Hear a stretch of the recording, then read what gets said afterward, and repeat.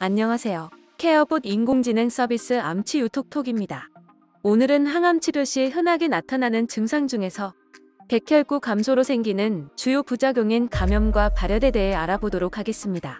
뼈에 있는 골수는 백혈구, 적혈구, 혈소판과 같은 혈액세포를 만들어내는 공장이라 할 수 있습니다.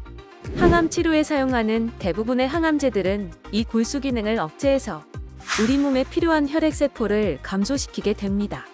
백혈구는 나쁜 세균에 의한 감염을 막는 중요한 역할을 하는데, 백혈구 수치가 감소되게 되면 우리 몸이 세균에 대항하는 능력이 떨어지게 되고, 이는 외부에서 침입한 나쁜 세균뿐 아니라 우리 몸에 항시 존재하는 세균에 의한 감염까지도 일으킬 수 있습니다.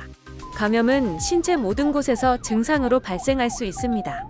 발열 오한이 오거나 기침, 가래, 호흡곤란 같은 호흡기 증상, 목 부위 인후통이나 소변 볼 때 찌릿찌릿한 통증, 심한 설사 증상 같이 다양하게 나타날 수 있습니다. 가장 대표적인 증상이 바로 발열입니다. 백혈구는 항암제를 투여하고 나서 보통 7일에서 14일 사이의 수치가 가장 많이 떨어지는데, 이 기간에 38도씨 이상의 고열이 발생하게 되면 감염을 의심하고 바로 응급실로 가야 됩니다. 백혈구는 항암 치료 후 보통 3주에서 4주가 되면 정상적인 경우라면 회복이 되게 됩니다. 백혈구 감소로 인한 감염은 굉장히 위험한 부작용이므로 감염을 예방하는 것이 매우 중요하겠습니다. 오늘 영상에서 알려드리는 내용을 참고하셔서 발열 증상 발생 시 올바르게 대처하고 감염 예방을 위해 스스로 관리해 보시면 좋겠습니다. 열감이 느껴지면 즉시 체온계를 준비해주세요. 자주 체온을 측정해 주시고, 미열이 약간 있을 경우에는 미온수로 목욕을 하거나 얼음 찜질을 해서 체온을 낮춰줍니다. 면 같은 천연 소재에 헐렁하고 가벼운 옷을 입어서 몸을 시원하게 하고 충분한 수분을 섭취합니다.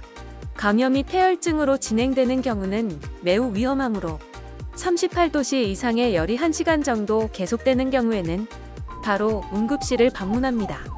또한 열이 났을 때 해열제나 설사약, 진통제 같은 약은 반드시 의료진과 상의한 후 복용합니다. 감염 예방을 위해 다음과 같은 생활 수칙을 지켜주세요. 첫째, 항상 입안 청결을 유지해주세요. 부드러운 칫솔을 이용해서 식후, 취침 전 양치질을 깨끗이 하고 가글을 합니다. 칫솔은 젖은 상태인 경우가 많아 미생물이나 세균이 자라기 좋은 환경이므로 3개월마다 교체해주는 것이 좋습니다. 목이나 입안이 따갑거나 구내염 증상이 있을 때에는 가글액으로 자주 입안을 헹궈주세요. 둘째, 피부에 상처를 통한 감염에 주의해주세요. 피부가 베이거나 까진 부위에 감염이 있는지 확인해주시고, 항암제를 투여하는 케모포트나 카테터 삽입 부위를 주의 깊게 살펴봐야 합니다. 칼, 가위, 바늘 같은 날카로운 도구를 사용 시에는 피부에 상처가 생기지 않도록 주의해주세요. 면도는 전기면도기를 사용해주세요. 발에는 양말과 신발을 신어주시고 맨발로 다니지 않도록 합니다. 상처가 발생하면 즉시 물과 비누로 닦아주세요.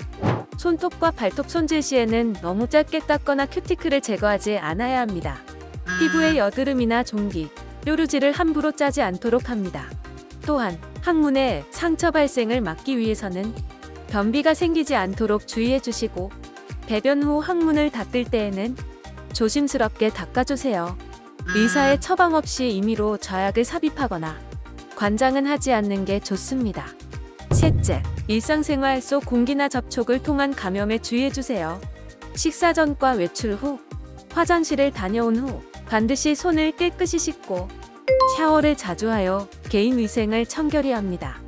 사람들이 많이 모이는 장소는 가급적 피하고, 가습기는 미생물이나 세균이 번식하기 쉬우므로 자주 청소합니다.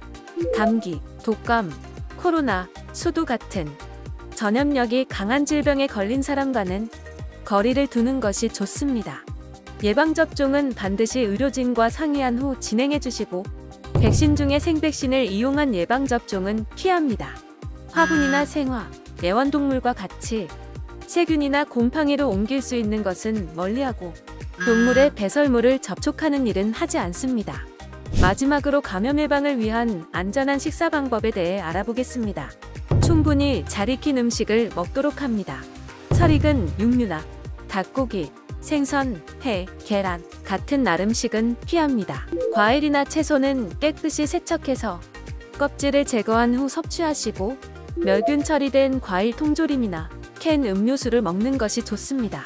항암 치료 부작용에 대해 더 자세한 정보가 궁금하시다면 암치유톡톡 카카오 채널을 친구 추가해주세요. 감사합니다.